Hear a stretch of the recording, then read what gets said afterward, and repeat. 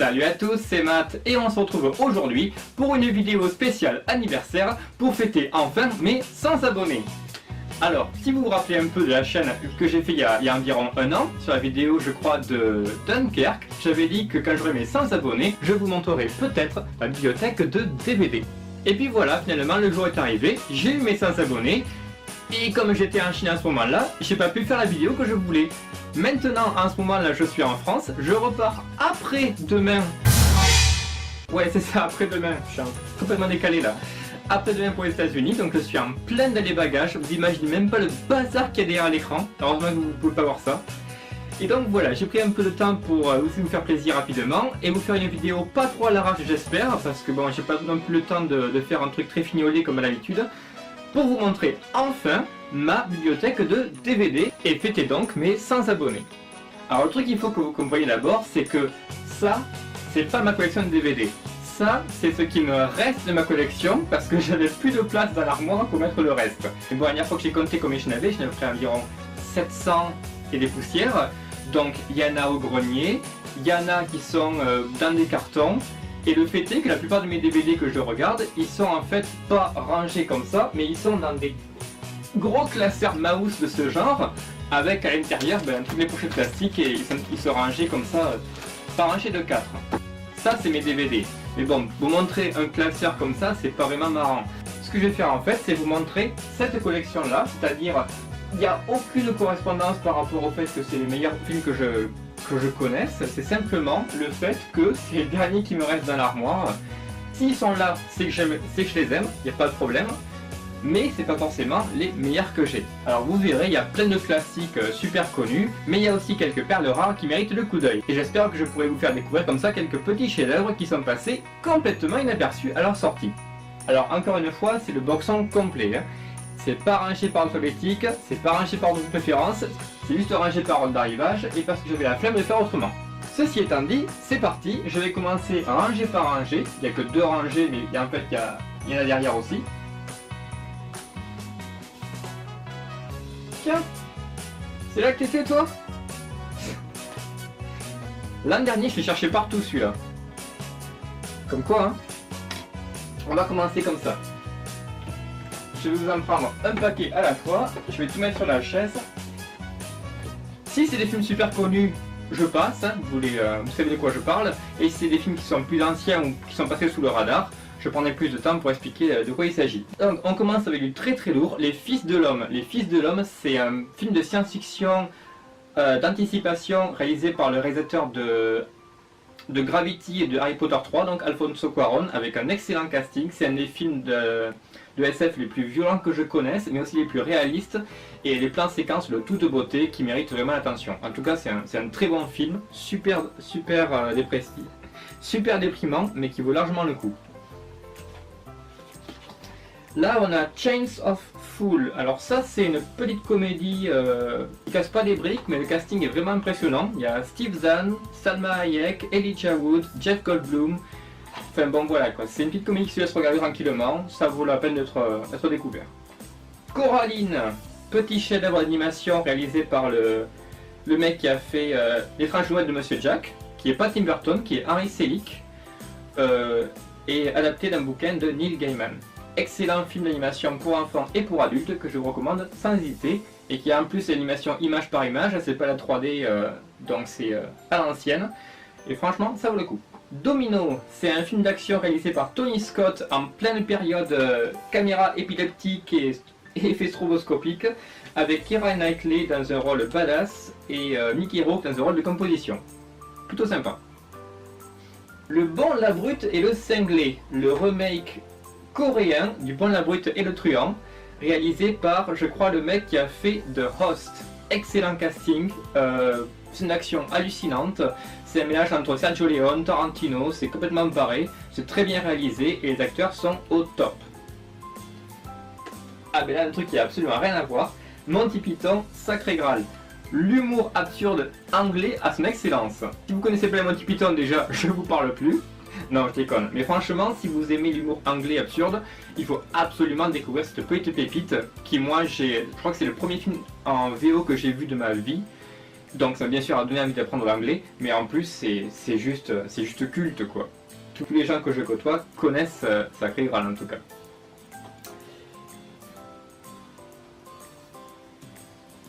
Allez, on passe au suivant.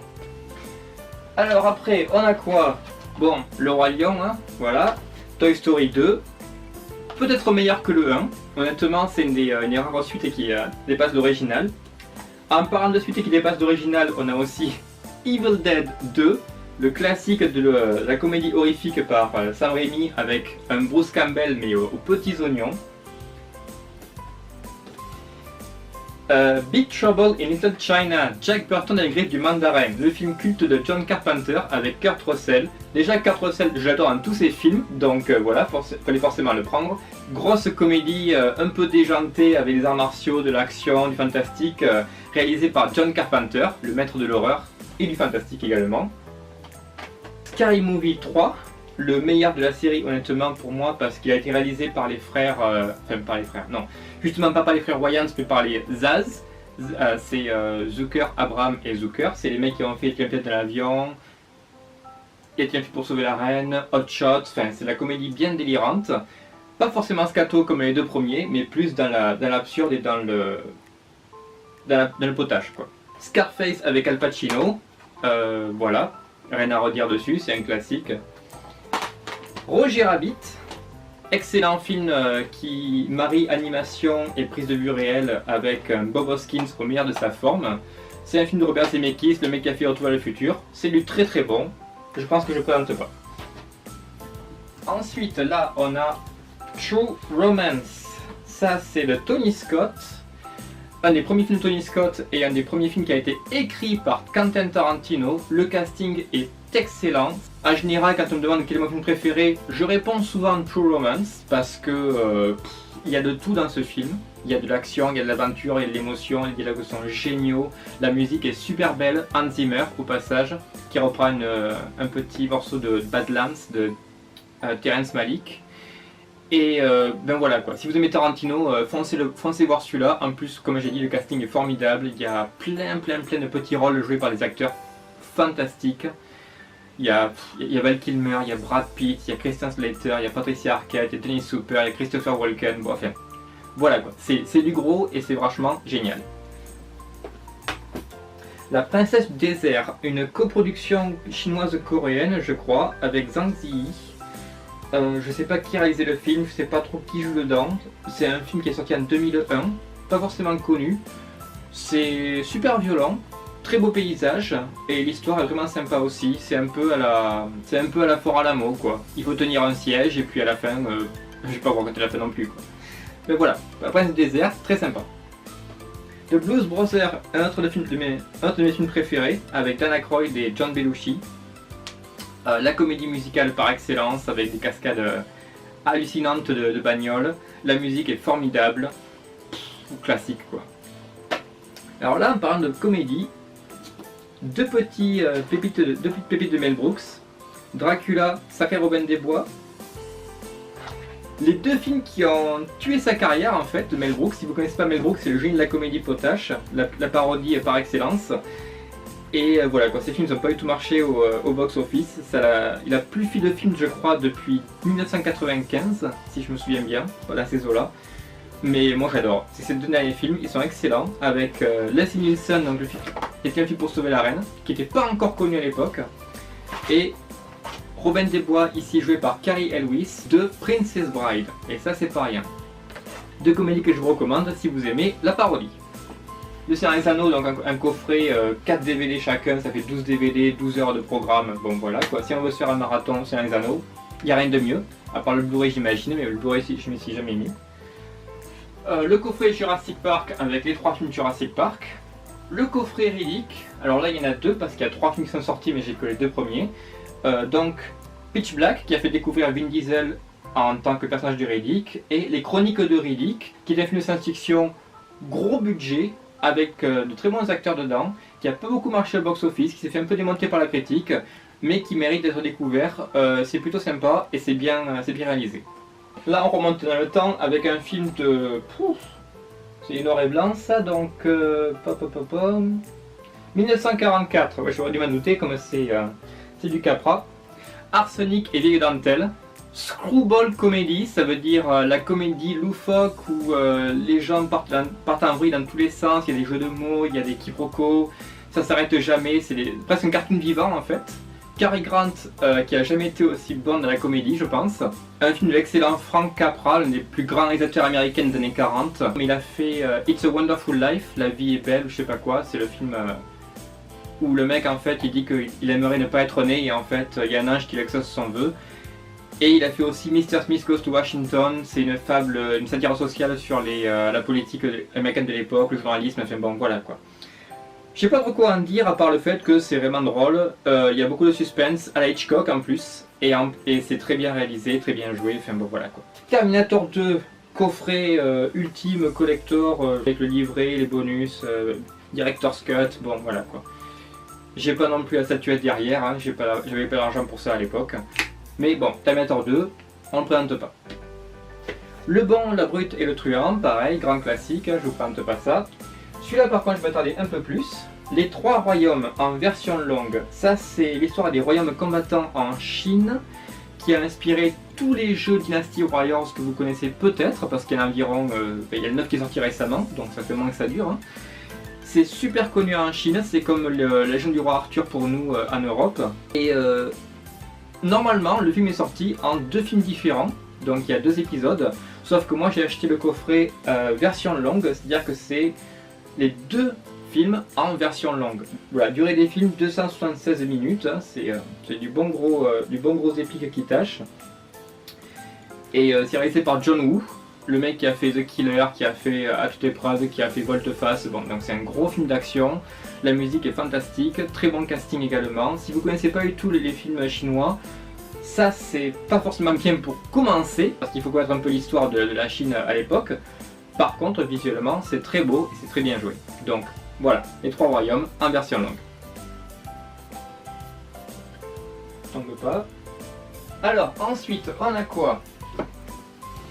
Ben voilà, je parlais de John Woo, ça c'est À toute épreuve, avec le film qui a lancé la carrière de Chow Yun-fat à l'étranger avec The Killer, qui est souvent cité comme un des meilleurs films d'action de tous les temps. Donc gros film d'action de hongkongais, gros polar, enfin c'est... les fusillades sont montées comme des balais, c'est vraiment impressionnant.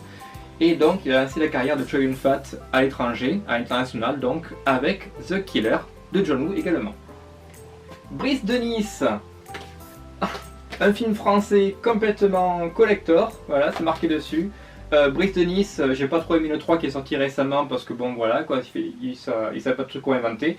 Mais le premier c'est vraiment une perle je trouve, c'est l'humour français absurde à son excellence.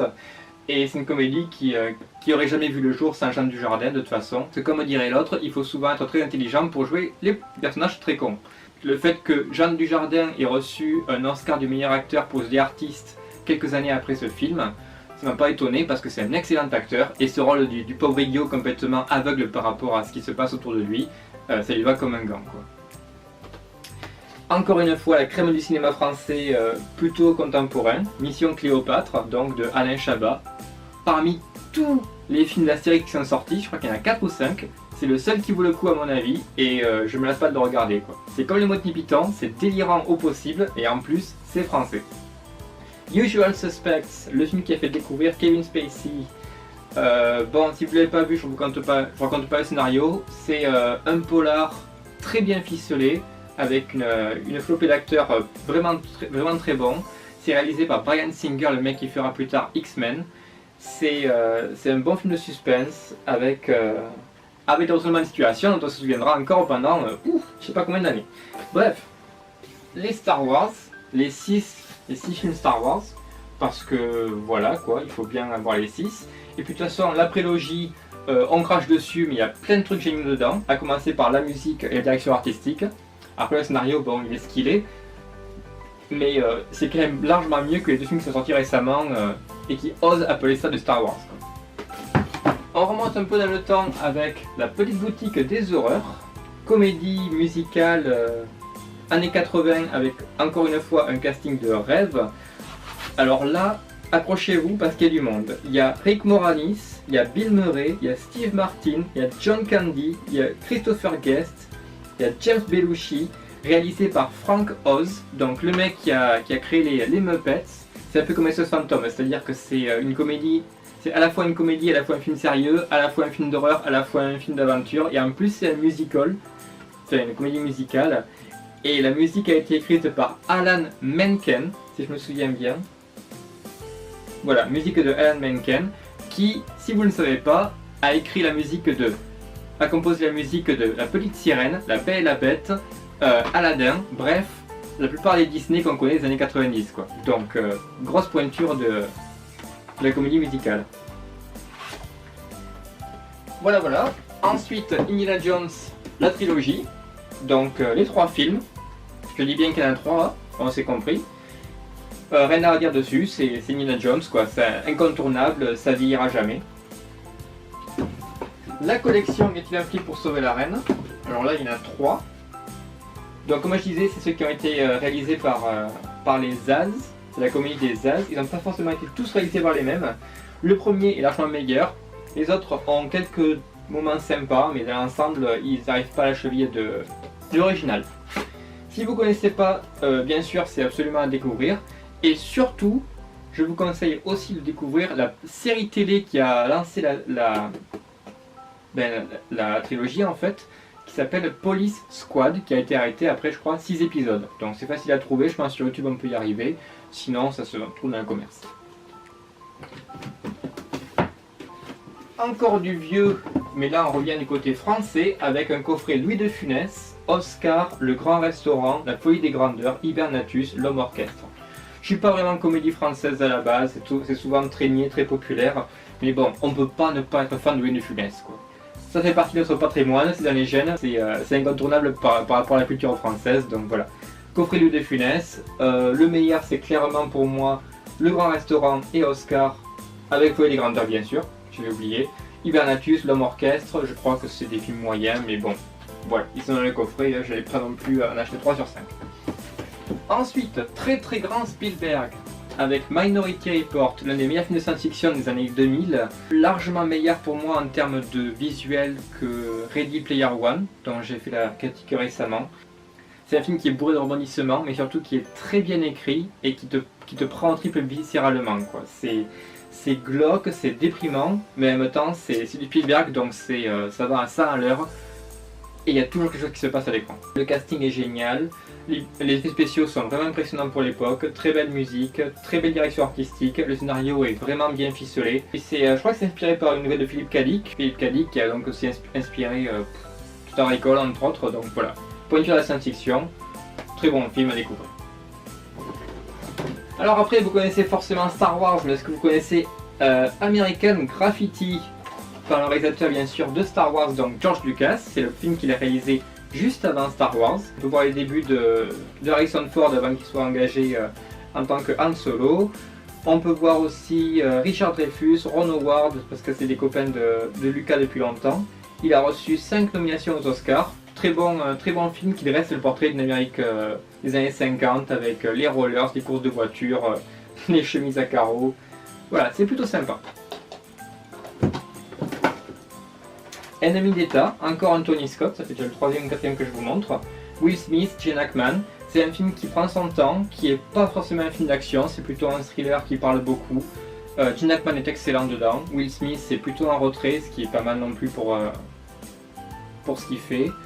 J'ai pas autre chose à rajouter, c'est pas le meilleur film que j'ai vu, mais il se laisse regarder tranquillement. La fièvre au corps, pardon.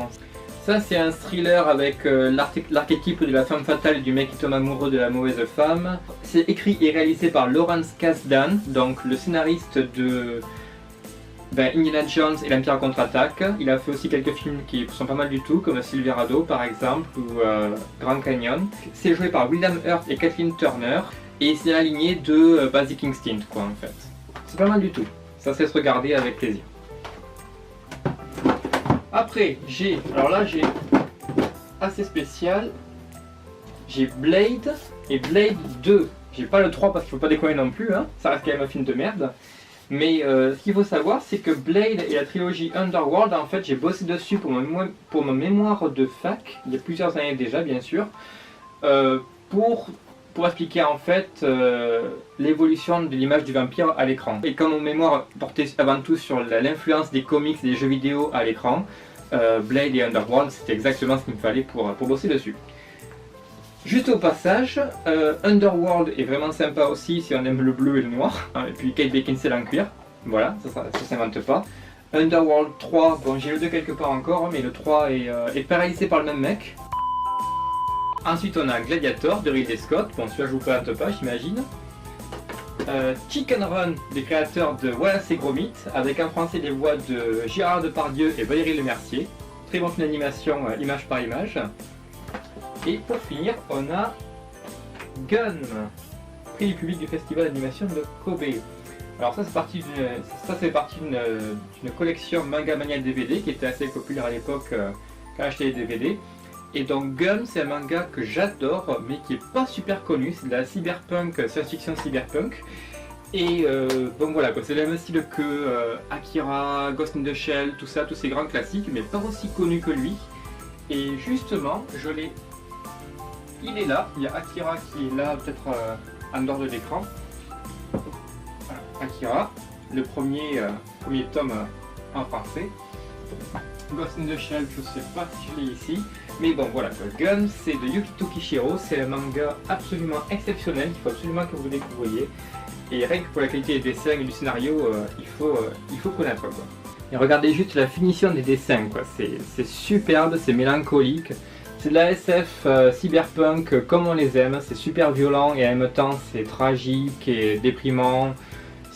Mais c'est très beau, enfin voilà quoi, j'arrive pas trop à expliquer comme ça rapidement, mais c'est absolument à découvrir si vous connaissez pas.